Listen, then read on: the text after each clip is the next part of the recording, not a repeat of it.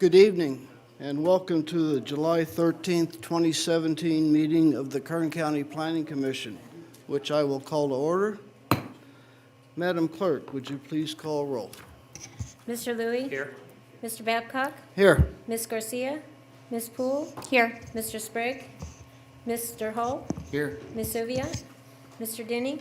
Here. Mr. Murphy? Here. Thank you. The next item is item B, Commissioner Member Announcements or Reports. Do we have any this evening? No.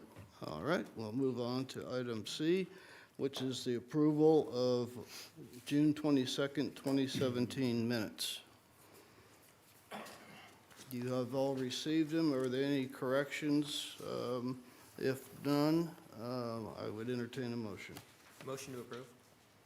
Second. All in favor? Aye. Any opposed? No. Motion carries. Next item is D, cases withdrawn or requests for continuances. Mr. Murphy? Good evening, Mr. Chairman. Good evening. Members of the commission, we have 3 cases this evening that are withdrawn or request for continuance.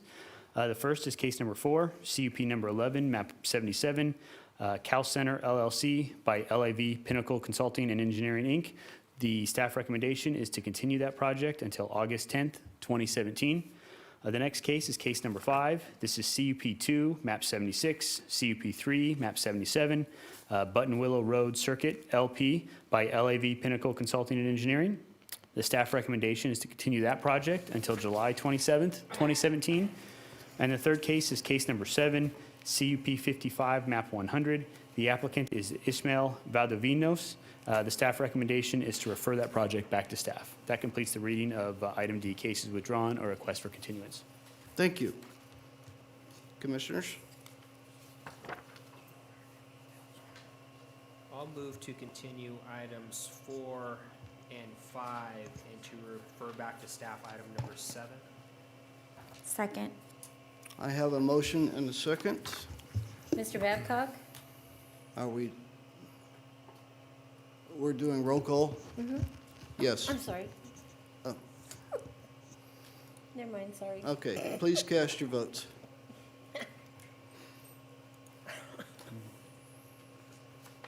Three ayes, 2 absent. Thank you. Next item is E. This is the consent calendar for this evening. Mr. Murphy. Thank you, Mr. Chairman. These are items scheduled before the Planning Commission, which are being recommended for approval by staff, and the applicant has been informed of any special conditions and has no objection. The hearing on these items may be expedited if no member of the commission or audience wishes to comment or ask any questions on the case. This evening, we have 3 cases that are on the consent calendar. The first is case number 2. This is conditional use permit 23, map 238. The applicant is AT&T Mobility by Vance Pomeroy. The project is located at the south terminus cul-de-sac of Viewpoint Court, Pinyon Pines, in the Frazier Park area. The request before your commission is to allow an 80-foot tall wireless communication tower with associated equipment disguised as a monopine tree or other acceptable means to stealth the tower with a natural or built environment in an A district. The staff recommendation is to approve the conditional use permit in accordance with the recommended conditions and adopt the suggested findings as set forth in the draft resolution. The next case is case number 3. This is conditional use permit number 77, map 164. The applicant is AT&T Mobility by Yukon Group. This project is located at 26877 Cummings Valley Road in the Tehachapi area. This request is also an 80-foot tall wireless communication tower with associated equipment disguised as a monopine tree or other acceptable means to stealth the tower with the natural or built environment in an A district. The staff recommendation is to approve conditional use permit in accordance with the recommended conditions and adopt the suggested findings as set forth in the draft resolution. And finally, the third case on consent is case number 6. This is general plan amendment number 22, map 124, zone change case number 78, map 124. The applicant is DFI Properties LLC by Cornerstone Engineering, Inc. This project is located at the southwest corner of Mountain View Road and Weed Patch Highway in a greenfield area. There are 2 actions before your commission tonight. The request is A, to amend the land use, open space, and conservation element of the Metropolitan Bakersfield General Plan from map codes ER to map codes GC or a more restrictive map code designation on a 1.94 acres of the northeast corner. And the second action is a change in zone classification from A to C2 PD FPS, or a more restrictive district on 5.72 acres in the northeast corner. The staff recommendation is to advise the Planning Commission to recommend to the Board of Supervisors to approve the general plan amendment as requested, approve the zone change as requested, and adopt the suggested findings as set forth in the draft resolution. That completes the reading of the consent calendar. Thank you, Mr. Murphy. For those of you in the audience, if anyone has a question on any of the consent items that have just been read, please raise your hand and let me know what number that is. That item will be pulled off consent and heard in its regular order for discussion with the public and the commissioners. Yes, sir. It'd be the California -6. Number 6? Yes. You'd like that pulled? Okay, we will pull number 6 and hear it in its regular order. Anybody else? Any commissioners? No. Okay, we'll take action on the balance of the consent. Motion to approve items 2 and 3 on the consent agenda is read into the record by staff. Second? I have a motion and a second. Cast your votes. 3 ayes, 2 absent. Thank you.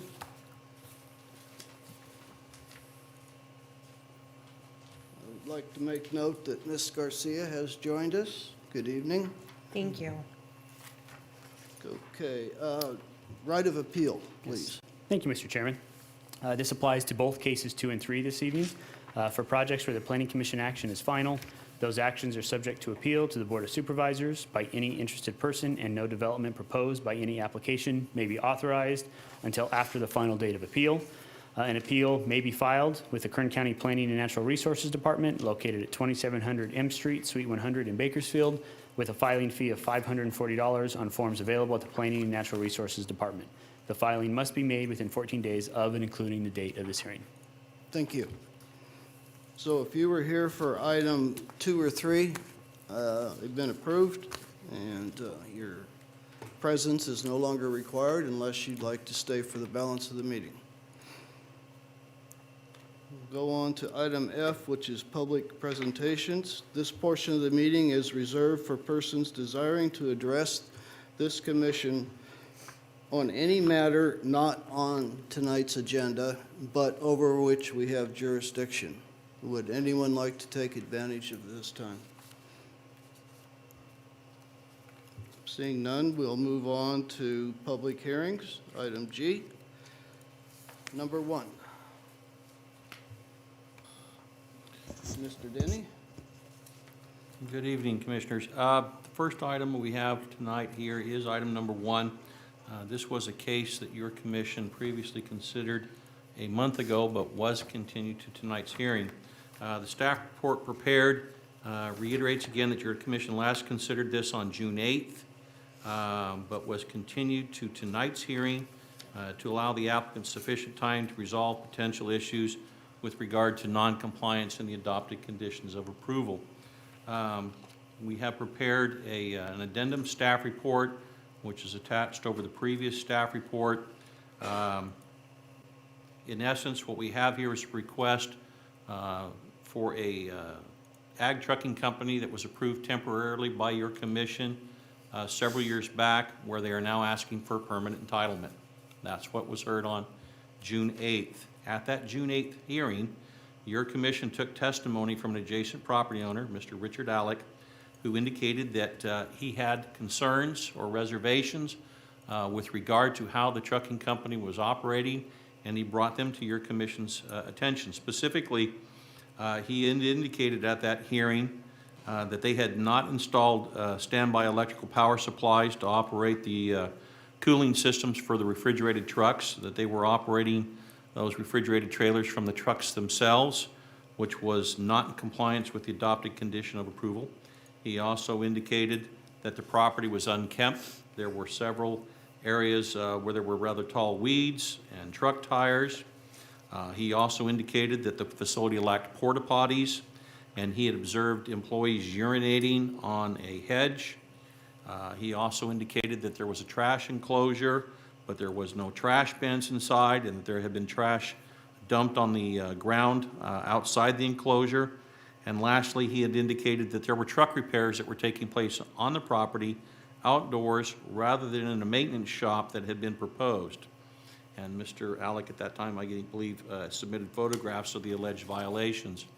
Following testimony, your commission had staff read the conditions of approval back that dealt with those issues.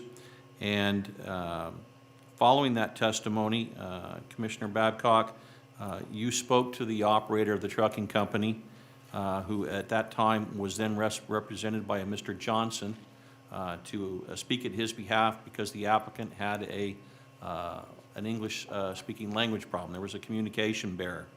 At that point in time, Mr. Johnson indicated that he was willing to work with this neighbor and would do so, and requested a continuance. At that point in time, Commissioner Poole agreed, as indicated in the staff report prepared, that she supported the continuance so long as the applicant was willing to work with the neighbor, and whereupon you, Commissioner Babcock, stated that you were somewhat disappointed with the applicant in that he had a significant amount of time to comply and had not done so as of yet, and as a result, when he came back forth with the commission, you expected a significant change to have occurred.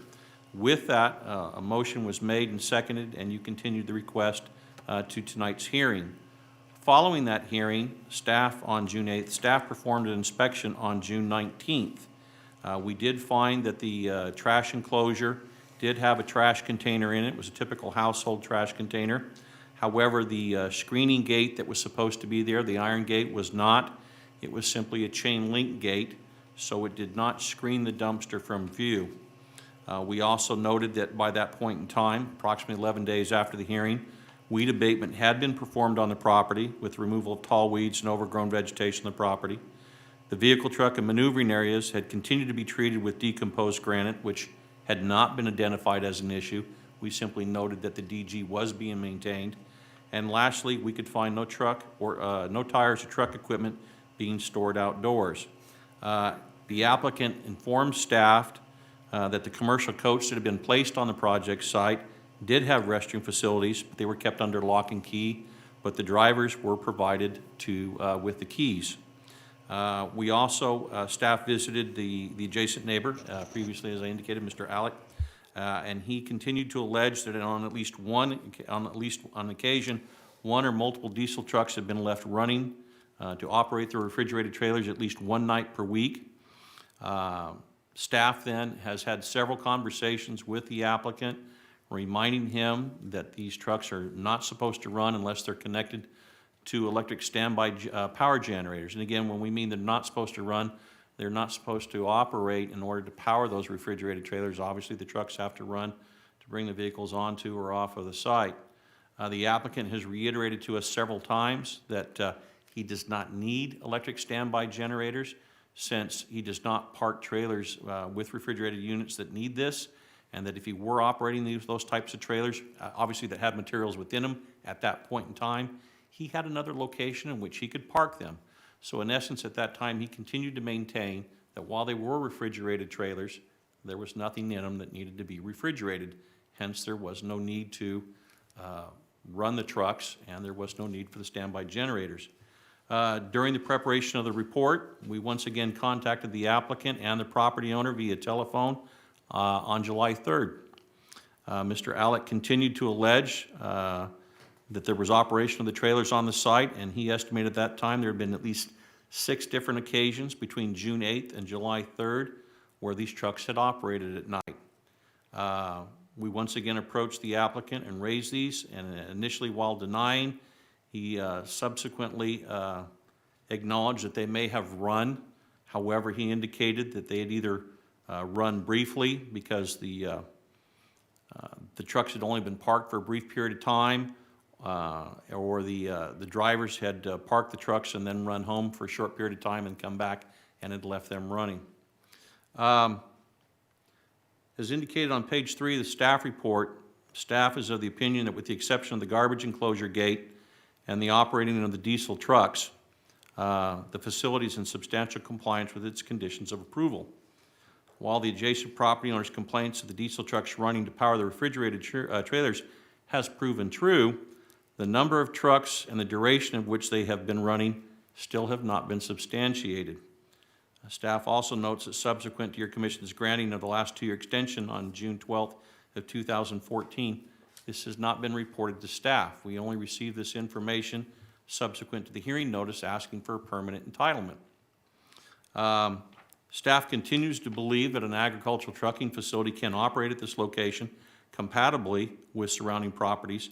However, we are concerned about the applicant's attitude. These conditions were adopted by your commission with the applicant's concurrence in 2012, and adherence with these conditions is not arbitrary, is not an arbitrary decision to be made on the applicant's part. They either must do it, and they must abide by it, or be subsequent to enforcement action. Should your commission be unable to reasonably conclude that the request for permanent entitlement can sufficiently demonstrate compliance with the necessary findings for approval, and in essence, as your commission is aware, in order to prove a conditional use permit, you must make 5 findings of approval. If this project is going to go from a temporary entitlement to a permanent entitlement, you must make those 5 findings. If you cannot make those 5 findings, you should not approve the request or cannot approve the request for a permanent entitlement. However, if you do not approve the permanent entitlement, due to the timing at which this has come before your commission, this permit will become null and void unless you grant a temporary approval in the interim. Staff believes the applicant's substantial compliance since 2012, coupled with the uncertainty as the magnitude and scope of the noise issue, would warrant approval of an additional temporary period of time. However, any period of time that you approve, should that be your decision, would have to be retroactive to March of 2016. So again, if you approve a 2-year period of time, it would expire next year, not in 2 years. Based on the agency comments we initially received and the need to address the trash enclosure, staff is recommending the revision of 2 conditions, 4H and number 7, and the addition of a new condition, 3J, which was a comment from the Health Department, should your commission approve a temporary period of time. At this point, this concludes staff's presentation, and should you have any questions, I'll be available to answer, and when your commission is ready to consider, I'll be more than happy to read a motion into the record based on the discussion and decision that your commission comes forth with. Thank you, Mr. Denny. For the benefit of the commission and the audience and the applicant, would you give us 4H, 7, and the new condition of approval? Could you read those again for us, please? The conditions that we are recommending would be 3J, 4H, and 7. 3J would say that prior to the issuance of building or grading permits or the commencement of operations, whichever occurs first, the applicant shall submit documentation of the following. J would say, the applicant shall consult with the Kern County Public Health Service Department, Environmental Health Division, Hazardous Materials Program to discuss the need for a business plan. This was not a condition that was included in 2012 and is now a county standard. The next condition that we would look to revise is condition 4H.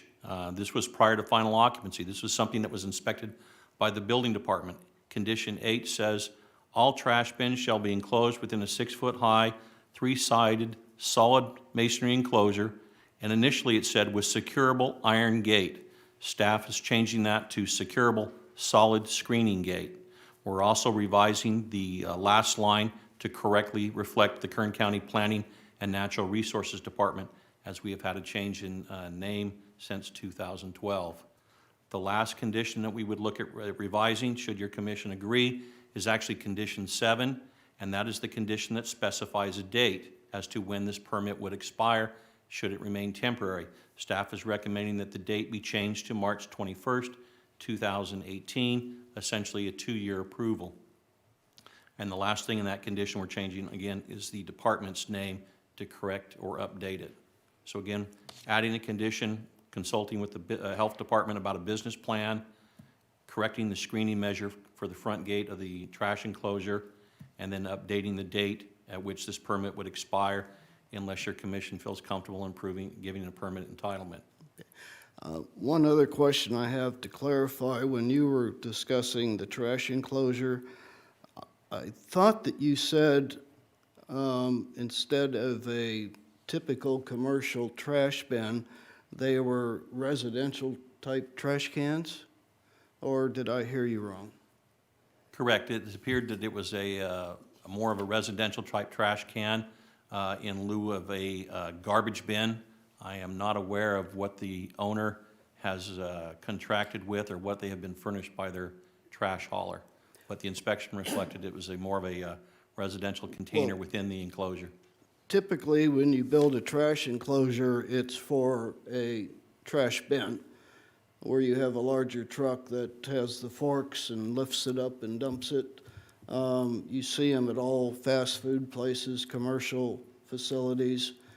Are we on the same page there? Is that what That's the generally, recommendation is? that is, we don't actually specify what goes in the enclosure. I Okay. believe that's an agreement between the operator and the trash hauler.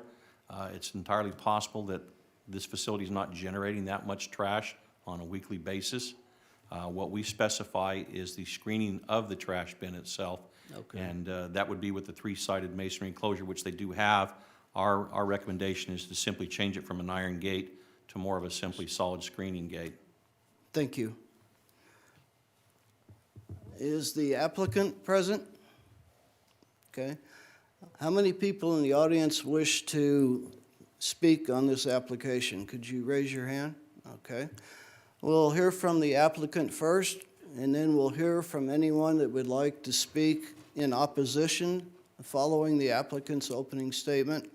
Anyone that'd like to speak in support of the project following the opposition, and then a closing statement from the applicant if they choose to do so.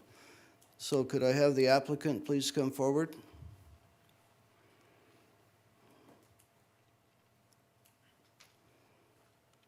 Please state your name for the record and spell your last name, please. My name is Rishpal Singh, last name Singh. Thank you. Yes, sir. Go ahead. Comments? You have any comments on what's transpired from your last hearing till tonight? Whatever they clean, we did everything. Whatever they ask. Last time, what we need to do, we done everything. Okay. I have a question for you. Refrigerated vans or trailers, whichever name you want to give them, typically they are powered separately from the truck engine. They have their own motor, they have their own fuel tank. Are those they're called reefers? Is that the type of refrigerated vans that you have? Yes, sir. Okay. Do you operate any of those reefers while they're on the property? No, we not. We just park maybe 5-10 minutes. My driver after that is went East Coast. We not park overnight over there. So you have never run, We run before, but not anymore. when did you stop operating the reefers on that property? We stop long time. We just come when sometime driver got the time, just go home to pick up his food. Only half an hour, 45 minutes. Okay. Anyone else have questions? Thank you. You're welcome. Now I'll take testimony for those that are in opposition.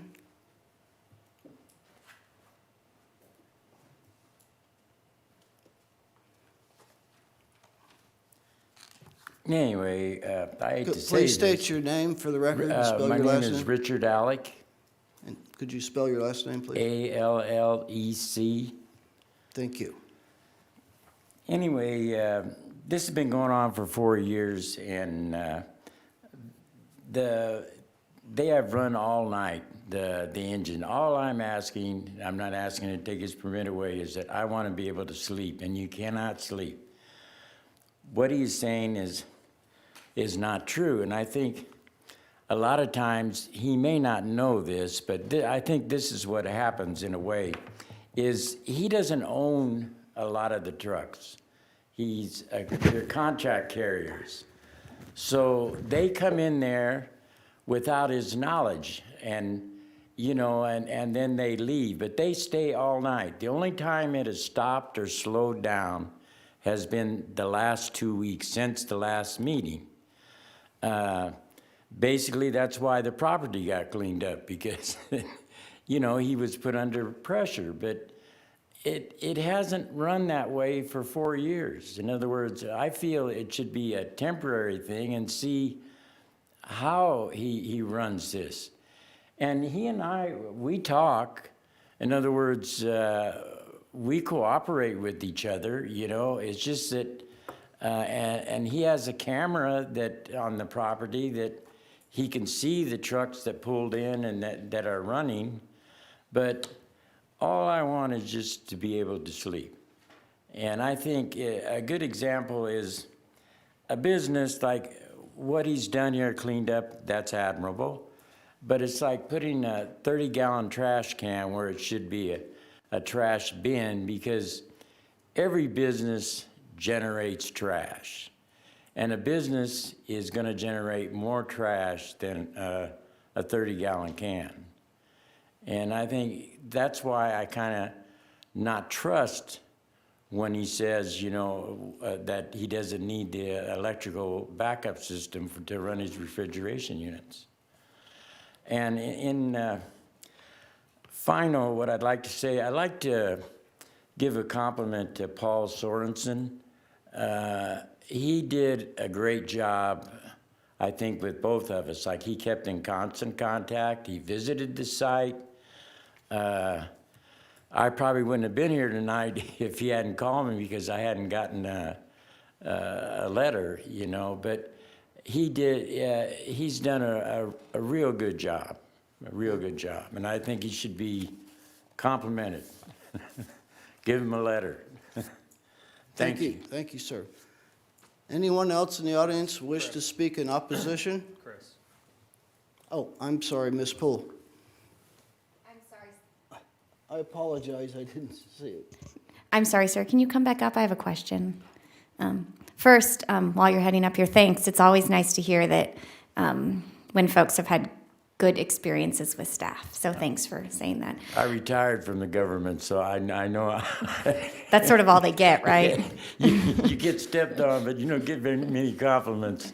Well, thank you. So in the last month, you said that there have been additional instances where the trucks have been running. Can you give us just a sense of how many and for what length of time? Is it 5 minutes or is it? Oh, no. That's what I'm really interested in getting at. It's overnight. It's not a 5-minute thing like he said they went home and get lunch. What it is truck drivers can only drive for a specific amount of time. Then they have to take so many hours off. And this is what it is. They pick up a load, they bring it in about, it'll be like 5:30, 6 o'clock, and they'll leave like 8:30, 9 o'clock the next day. And it runs all night. And so that's occurred even in the last month? Yes. I have a quick, can I But- follow up to that? How many, does that happen every single day? Not every single day, but it was, during the summertime, it's pretty, I would say 4 to 5 times a week. How many trucks? Well, there's 8 trucks they can have on the property. But sometimes what happens is they park a truck right next to my fence instead of out by Weibel Road, and my bedroom's only 50 foot away from that fence. In other words, and I've called and, he'll make excuse like, oh, the guy's gonna come right down and I'm gonna get him out of there right away. And then Then in the morning, he had to go to church, and it's an all-night thing. So it happens 3 to 4 times a week, and how many trucks would you say are there when it's happening? One, more than one? Oh, yeah, there'll be two. A lot of times, there's at least 3 or 4 trucks in there at a time, but majority of the time, there'll be at least 2 of them running. And has this been happening, that many trucks and that quantity of days per week since this trucking facility first opened in 2013? Right. So it's been happening consistently for 4 Consistently. years? I complained to the codes department, and they really never came out. And I did call the planning department, but I don't think I got the right person or whatever. But the time they come in and the time they leave, if someone comes out, you're not going to catch them anyway. I mean, the real proof is this. I'm 75 years old. I wouldn't be here tonight complaining if there wasn't something wrong. And I'm not asking for him not to have a permit. I'm just saying it was specified in the original agreement in 2012 he was to install this, the electrical unit. And he's had 4 years to install it. So that's all I'm asking. I mean, the way he wants to run his business, that's him. And you know what I'm saying? All right, thank you. But, okay, Thank you. thank you. Is there anyone else in the audience that'd like to speak in opposition to this application? Anyone like to speak in favor of the application? Would the applicant like to make a closing statement? Would you like to address the commission over what we've heard from the audience?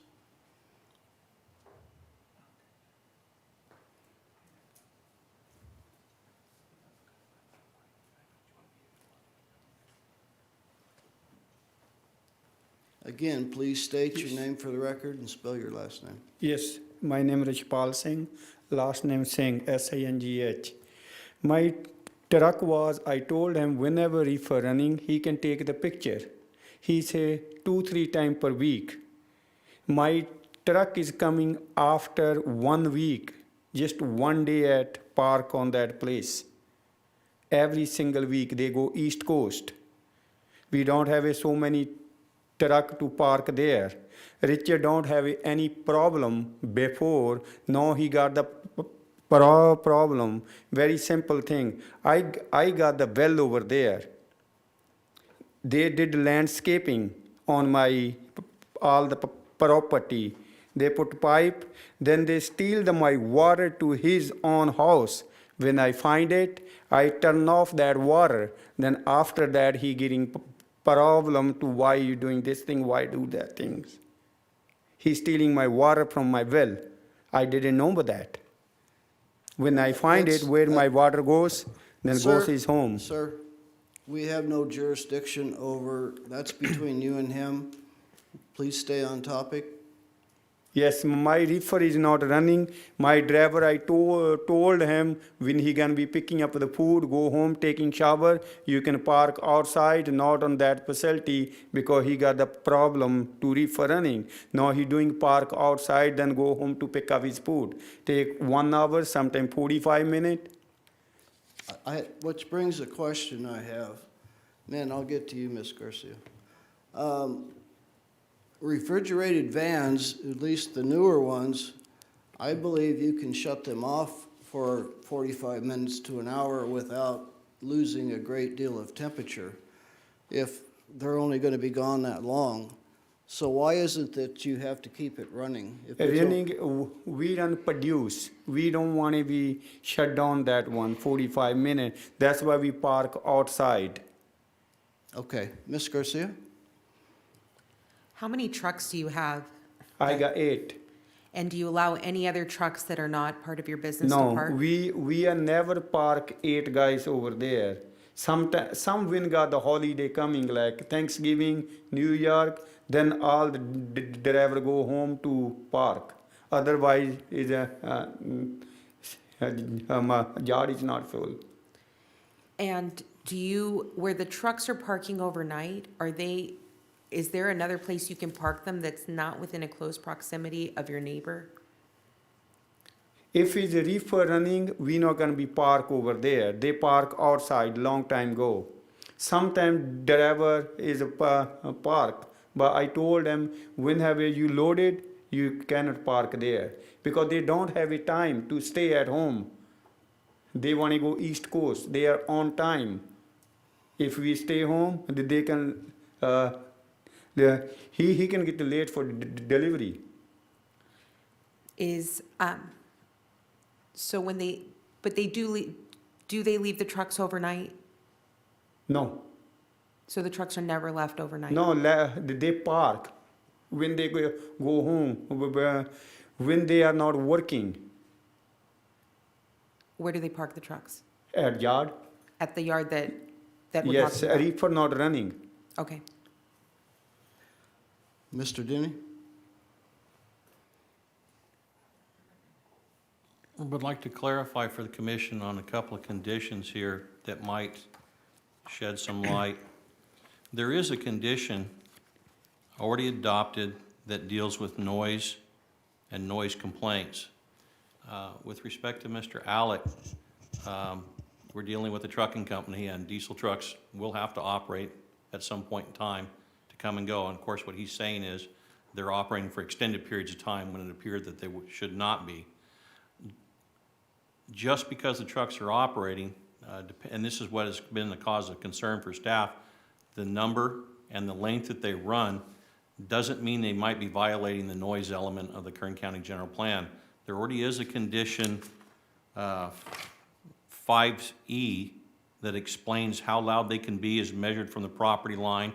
And again, there was never any acoustical work done in the development of the environmental document for this.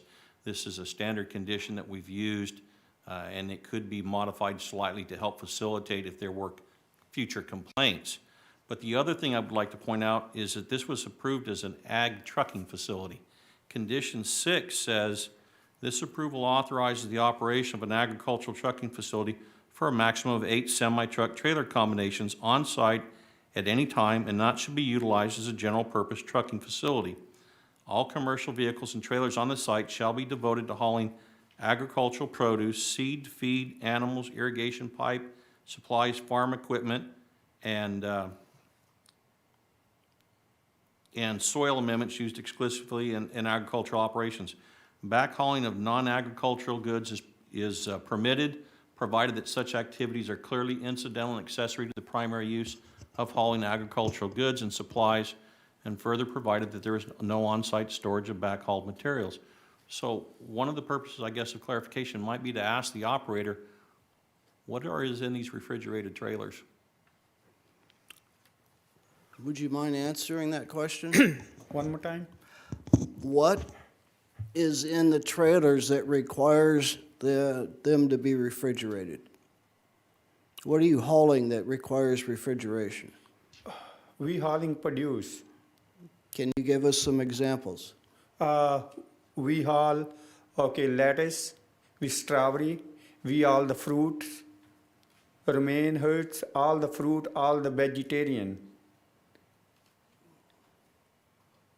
That would meet the definition of agricultural produce, which is for an ag trucking company. And I appreciate the clarification on that part by the applicant. Okay, thank you.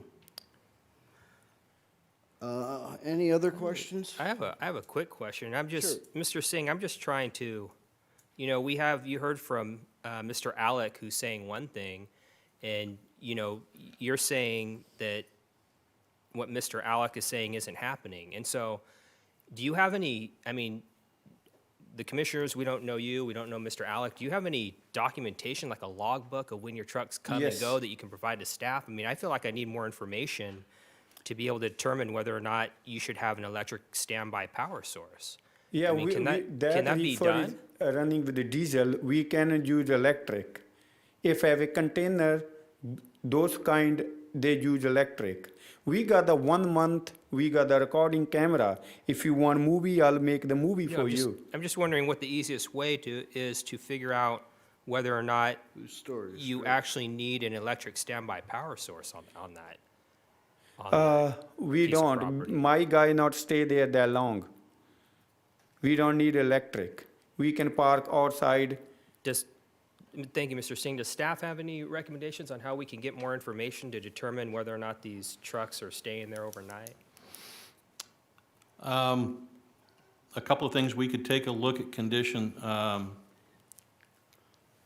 5E, which presently specifies what kind of noise can be generated on site, and try and see if they are exceeding the noise levels at that point in time. I believe Mr. Murphy might be able to correct me. Did the department not purchase a sound level meter? Do you recall? If not, we could probably get one from the Environmental Health Service Department. And the intent here, what we could do then is take a sound level meter out to Mr. Singh's property, stand on the property line next to Mr. Alex's residence, have them park a truck in the northeast corner, because I would assume that the applicant, if they are running any trucks for any period of time, is parking them as far away as possible from the adjacent residential property, rather than the 2 permitted slots next to the property line, park them up in the northeast corner, and then we could take sound measurements to see if they exceeded the decibel levels as mentioned by the noise element and condition 5E. Or if there were multiple trucks running, if it would exceed the sound levels specified in condition 5E, and see if that might bring some clarity. Because again, simply operating the trucks or running the trucks may not cause an exceedance of the noise element, which is generally what we're looking at trying to enforce. Ms. Poole? Sorry about that. It seems like 5I is also relevant, and to that point, if there are logs, 5I talks about 5 minutes of idle time prior to departure, and it requires trucks to, when they're entering the site, to turn off their engines immediately. If there is some way to get at your logs, which indicate when trucks come in and when engines are turned off and when they leave, that seems like it'd be pretty helpful, because we are getting conflicting information, which makes it really difficult to determine what's really going on and if you are operating in compliance with your current conditions. Also, question of staff actually was already brought up about testing noise levels, but Mr. Aliz testified that a truck was parked within 50 feet of his bedroom. This evening, he gave testimony to that.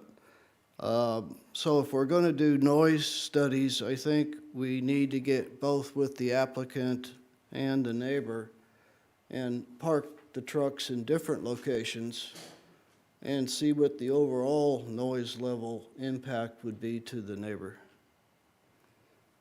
I would assume then that would be for confirming that the trucks should be parking as far away from the western property line as possible? Yes. Because I think the applicant has indicated to staff that very rarely do they ever have 8 trucks on site at one time, but theoretically it would be possible. And if the last spot available was along the western property line, you are correct, and if it was refrigerated and running at that time, that measurement would be very applicable at that location.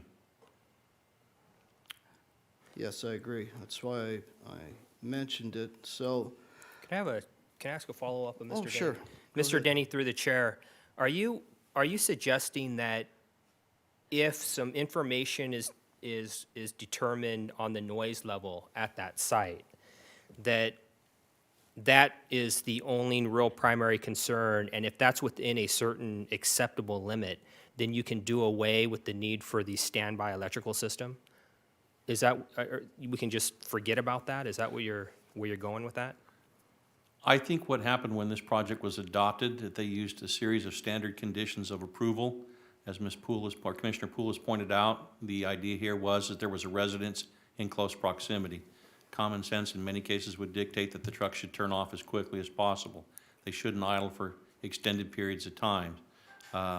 By the same token, there was no acoustical study done, and staff also added a condition to reinforce compliance with the noise element because there is a finding that the project be compliant with the applicable general or specific plan. Part of that general or specific plan is the noise element. So, this condition that I've referred to as 5E is required to affirm consistency with the plan. But by the same token, no, you can't simply dismiss a condition of approval. What I'm pointing out is that we could have a situation here where the noise generation doesn't violate the noise element. It just simply is loud to a particular neighbor. One neighbor. It may not be similarly loud to other individuals. I have no reason to doubt Mr. Alec at all. I mean, his property is in close proximity, and with 2 parking spaces near his property line, obviously parking a running truck for the length of time that he describes would be noisy. Would it violate the noise element? I don't know. But it's obviously, as he stated, keeping him awake at night. And evidently, it appears that it's not happening during the day. The only alternative I can come up with, should it be happening, although the applicant indicates that it's not, is to park it on the other side of the property, should it be necessary, to help minimize the noise by distance.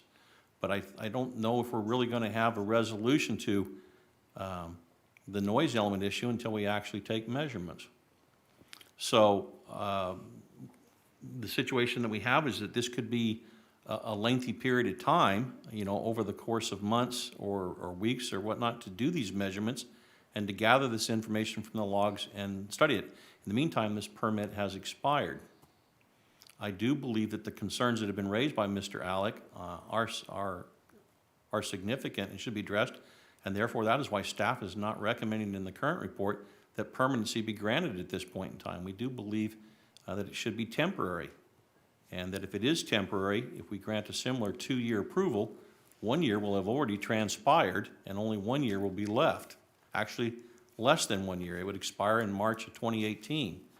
This may be sufficient time while working with the applicant and the adjacent owner, to gather this information so that it could be reevaluated next year, although I would certainly hope that we could resolve Mr. Alec's sleeping issues much sooner rather than later.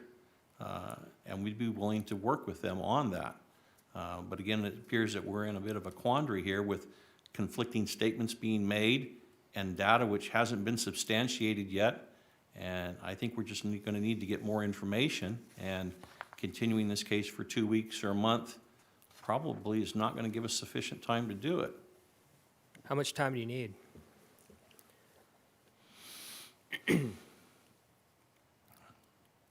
As I've already said, 2 weeks and 4 weeks is not going to do it. To get a baseline series of information, I would probably say 60, 90 days. We'd probably want to take the measurements, and then we'd probably want to take a look at the logs and the number of vehicles and types of vehicles are coming to the property and their frequency, and document where they're being parked at and correlate that with the noise measurements that we could take during the daytime. And then the numbers of trucks that we could operate. I'm sure Mr. Singh could provide us with trucks, and we could measure 1, 2, 3 at a time to see what kind of noise exceedances we have. But in the end, it's going to be based on the frequency in which the trucks visit the site and the time in which they occur. So I would be looking at 60 to 90 days. Ms. Poole, you had a question? Yeah, well, really more comment. The noise issue is obviously a really important one in light of the concerns raised by the neighbor. I would just add that from my perspective, that condition 5I is also important from an air quality perspective. Even if the neighbor turns out the distance and the noise that equates to complying with the decibel range or whatever, the idea that trucks would idle for an hour or more or all night, even if it shouldn't bother Mr. Alec's sleep, seems to be pretty problematic. So I think the logs and whatever information we can get on, and I don't know how we get at this information, and there probably isn't a good way, but that condition about idle time seems to be really important. Actually, you just stole my thunder. I know on all construction projects, no vehicle can idle more than 5 minutes, and that's through the air pollution rules. If it is stopped and not working, it must be shut off within 5 minutes. So I don't know what the conditions are on this project from air quality, if they made comments or not, but maybe you can enlighten us on that. This project's standard condition is comply with air district requirements, and we're talking on-road equipment. I don't believe that the air district has jurisdiction over these trucks. I think you're looking at the Air Resources Board, whereas your construction equipment would be off-road equipment in many instances, although obviously some of it would also be over the road. But we're dealing with trucks that are on-road and are going to be regulated by the Air Resource Board. I don't think the local San Joaquin APCD has any control over these semi-trucks. But be more than happy to investigate it, because again, as Commissioner Poole has pointed out, there is a standard condition here that says that they're not supposed to be idling, and we can request the logs from the applicant. There's no current provision for their routine submittal, but if we're going to continue this for an extended period of time, staff will develop a letter requesting certain information from the applicant, and then make arrangements to visit the site and have equipment furnished so that we can take the measurements and then present it all back. I just think that we're going to need time to see some kind of average on frequency of usage. I agree, and I don't want to put the monkey on the staff's back, and you're guessing 60 to 90 days. We're looking at less than a year if we just extend this for the 2-year period, which a year and change is already expired. And that, to me, would give you, staff, sufficient time to research all of these questions that have come up. And it would be simpler than saying, okay, we'll give you 90 days, but 90 days comes and you may have your work done, but some other department that you're relying on that's not with the county, they're backed up and they can't get you their reports. So I'm in favor of just following the recommendation to keep it temporary. It would expire on 3/21/18. In the meantime, the request that the commissioners have asked for tonight, and I have a couple more questions of the applicant while I'm on a roll here. Your neighbor claims that some of your drivers are urinating in the yard, but staff did find porta potties. I'm not sure if it was more than one, but they were locked up. So does every driver have a key to where they can use those facilities? Yes, sir. No Okay. one's doing, I don't know where next time if somebody did, he got the camera, phone, just take the picture, then I know that who did. Then we got the proof. Okay, you answered my question, thank you. As far as the trash container, why don't you have a roll-off bin? We do have enough that trash that is big enough. We don't need it big bin because we not stay so many hours there. We don't have it too much trash. We got only, So this one container, is a fill up by It does it- month, maybe more than month. so no trash is No, blowing out of it or inside the enclosure, it's not overfilling? no. Okay. Truck repairs, are We you not doing? doing. No truck repairs? No, Okay. never.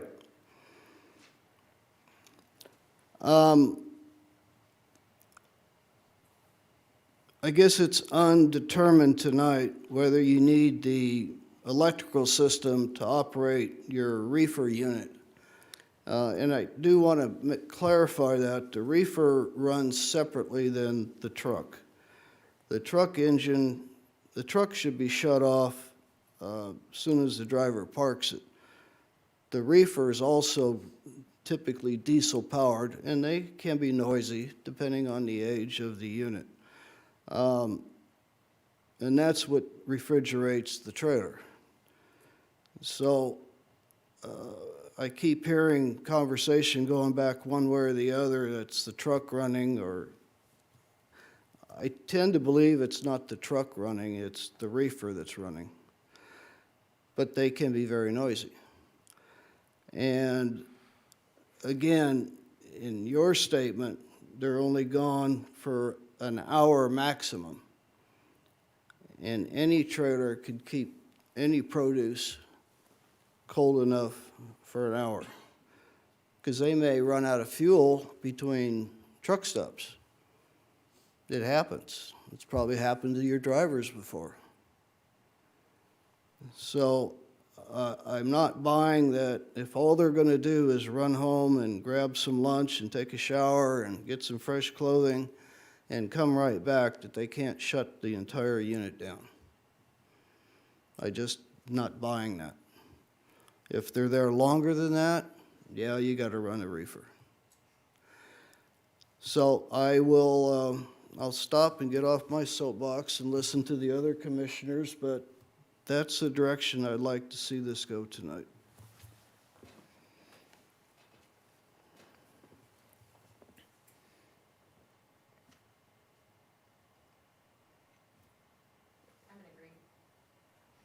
I'm in agreement with the chair.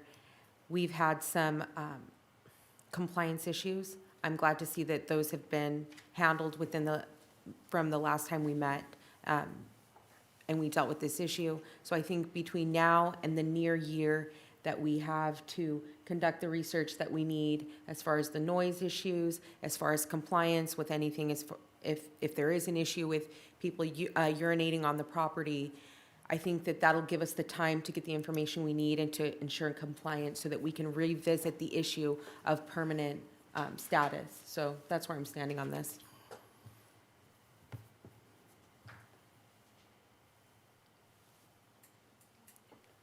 I can live with, go ahead with approving this permit out another 2 years, which would go back a year, so it would end in March. So that gives staff as well as the applicant. And Mr. Singh, you're willing to cooperate with staff, correct, and provide them with the logbooks that you have, let them come onto your property and take the measurements? You're willing to do that, right? You need a logbook, how long my guy can stay there? You need that one? No, you're willing to cooperate in getting staff the information they need to help us make another decision in March of next year, correct? No problem, yes. Okay, we appreciate that. So, yeah, I'm okay with putting this thing out to March. That's 8 months. And I'm assuming Mr. Denny can get it done in 8 months. Staff will get it done prior to March. We have an open work order on this project. At such point in time as we get closer to this point in time March of next year, the applicant's going to have to submit a request or his permit is going to lapse. At that point in time, we should have collected the information, the logbooks, the hours, the noise measurements. Also had additional information provided from Mr. Alec to substantiate or solidify what we're looking at as to what the issue is, whether it's simply an issue with trucks running in violation of the conditions, or if we've got refrigerated units that are relatively old and noisy, what we're dealing with. Yes, we will work towards getting this resolved, so when it comes back before your commission, should that be your decision, you can make an informed decision by March of 2018 on this project. Mr. Denny, can you then go ahead and update the recommendation to include the appropriate language? Based on what Commissioner Babcock has said then, and from what I'm hearing from the commission, the department recommendation would be to adopt the mitigation measure monitoring program, approving the conditional use permit 65, map 142, subject to the original conditions of approval, with the addition of condition 3J and the amendment of conditions 4H and 7 as recommended by staff, and adopt the suggested findings as set forth in the attached draft resolution. Before we, I call for a vote here, Mr. Singh, I thank you for cleaning up your property Thank you. and being a good neighbor. Thank you. But I trust this will continue on a regular basis. I don't want to come back here next March and find out that you cleaned it up in February, and that was the only time you cleaned it up prior to coming into your meeting. I would like to see it maintained, being a good steward of your property. This year got a lot of rain, that's why a lot of weeds. Otherwise, we property is clean. Sir, you heard my statement, Yes, sir. okay? I don't care how much rain we get or don't get. It's your responsibility to take care of your property. Thank you. So, I'll make the motion. thank you. Second. I have a motion and a second. Cast your votes here shortly.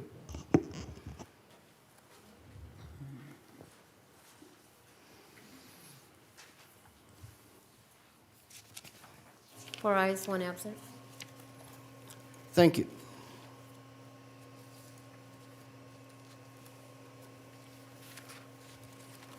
I guess our last item this Mr. evening Chairman. would be Mr. Chairman, adjournment. I'm sorry. before you go back and we move on to the next item, that this action for that project was final tonight, so I do need to read the Oh, rights of appeal. please do. Thank you. For projects where the planning commission action is final, those actions are subject to appeal to the board of supervisors by any interested person, and no development proposed by any application may be authorized until after the date of final appeal. An appeal may be filed with the Kern County Planning and Natural Resources Department, located at 2700 M Street, Suite 100 in Bakersfield, with a filing fee of $540 on forms available at the Planning and Natural Resources Department. The filing must be made within 14 days of and including the date of this hearing. Thank you, Mr. Murphy. Item H is adjournment. Mr. Chairman, I'm Yes. sorry, item 6 was pulled off consent. Oh, yes, thank you. Thank you, thank you. Item 6. Could the gentleman that wanted to pull that please come up front?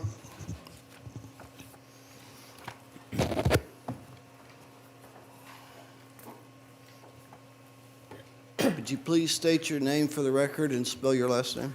Yes, my name is David. Last name is Manriquez. It's Manriquez.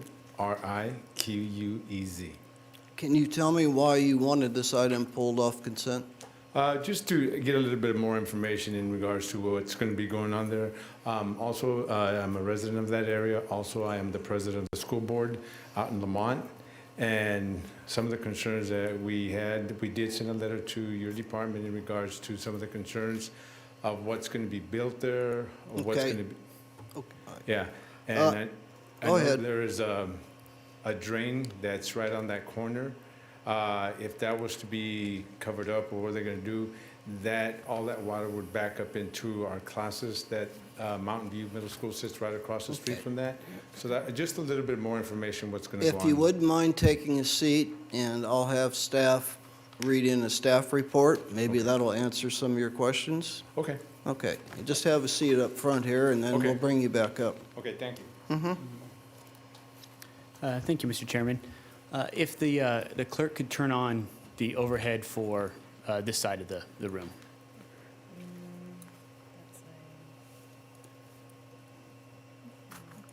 Just because it'll be a little bit easier if I can show the maps specifically. All right.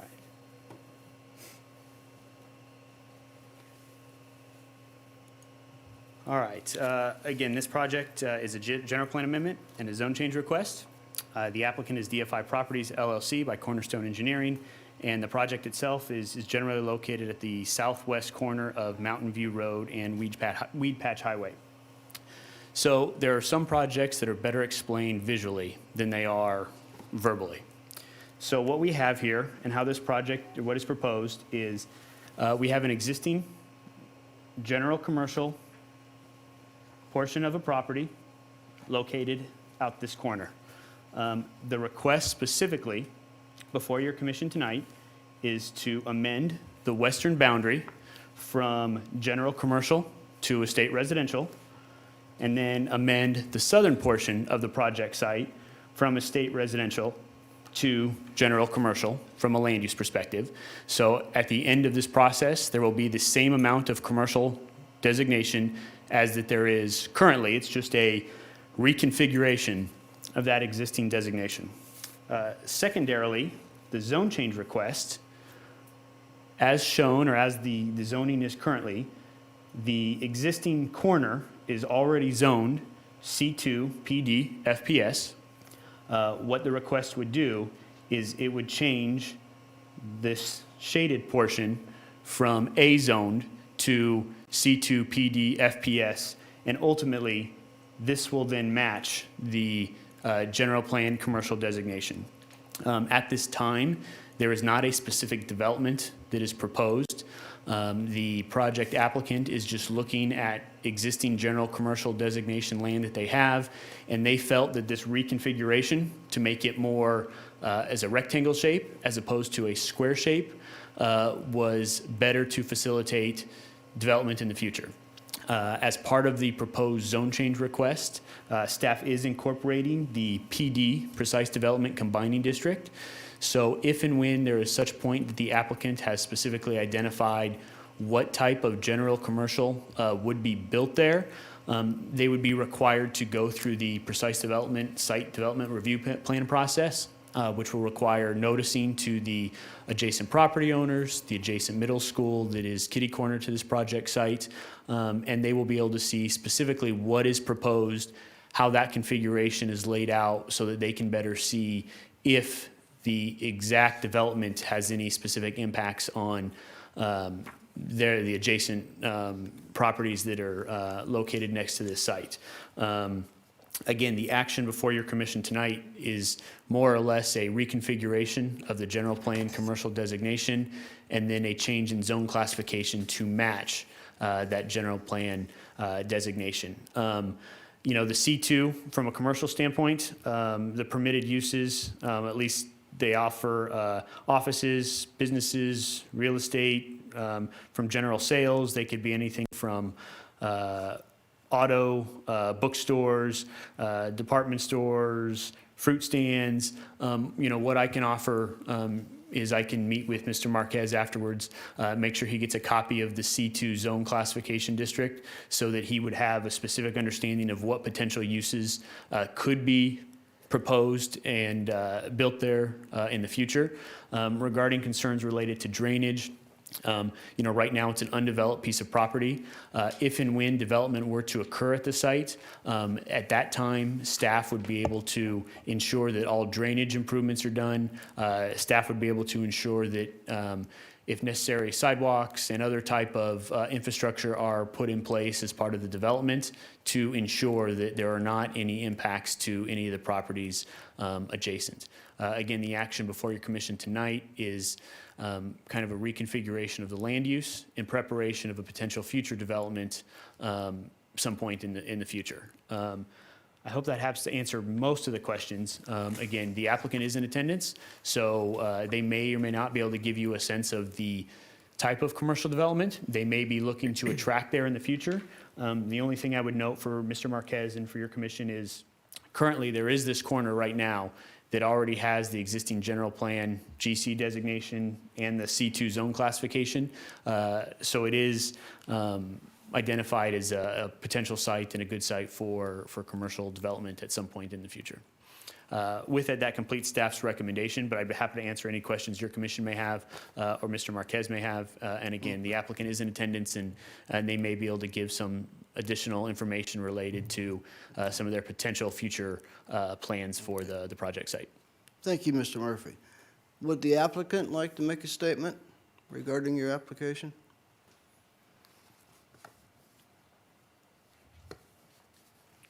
Daryl Whitten with Cornerstone Engineering. I think Mr. Murphy explained it. We want to change the shape of the commercial designation. The general plan land use is already set aside. We're not increasing or decreasing the area available for commercial development under the general plan. And then at the same time, we want to make the overlying zoning be in conformance with the general plan. We don't have a project yet to propose here, but with the precise development overlay, that the men's concerns will be addressed at that time. And believe me, when we do propose a project, I'm certain that Public Works will make us study the flooding situation and produce a hefty report on how we're going to receive and discharge the stormwater without impacting the adjacent properties. So I'm sure we'll be back here in a year or two, hopefully, and we'll have a project. But until then, it's going to be vacant. And when we do come back with a project, the gentleman will be noticed because he lives nearby, and the school will certainly be noticed, and we can address their concerns then. So I would just request that the board take the recommendation of the staff, take the staff recommendation and approve our application. Thank you. Thank you. Any questions of this gentleman? No. Mr. Marquez? Just a little clarification. Please And- state your name again for the Sorry about record. David Manriquez, Manriquez. And we just wanted to know what was going to go on there. And we embrace any kind of development in our community. We don't have very much. So just as a school board member, just the concern, especially with the middle school being across, what kind of a business we make, being around junior high kids, very high volume of traffic, so we wouldn't want our kids running from the school across. If there was going to be some stores or stuff like that, they can get something. We are a closed campus, but just wanted to know what was going to be developed there, because that area right there where they're going to develop or they're zoning it, that's probably the worst area in our community for flood. That's where all the water comes up from the top from the hill, and it runs down Mountain View right there. So that You can, in Lamont, that is the worst area okay. of our I flooding. think you can be rest assured that all of those factors will be taken into consideration in the design, because this is just the beginning of just the rezone.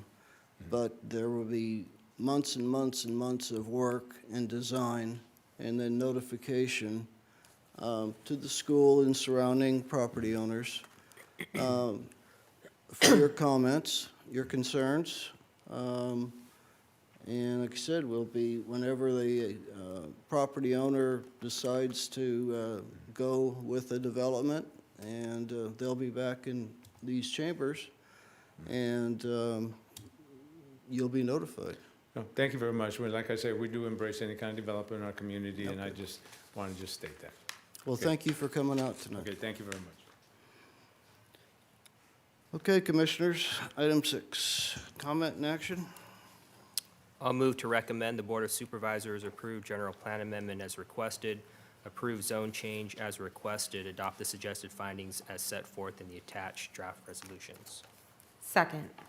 I have a motion and a second.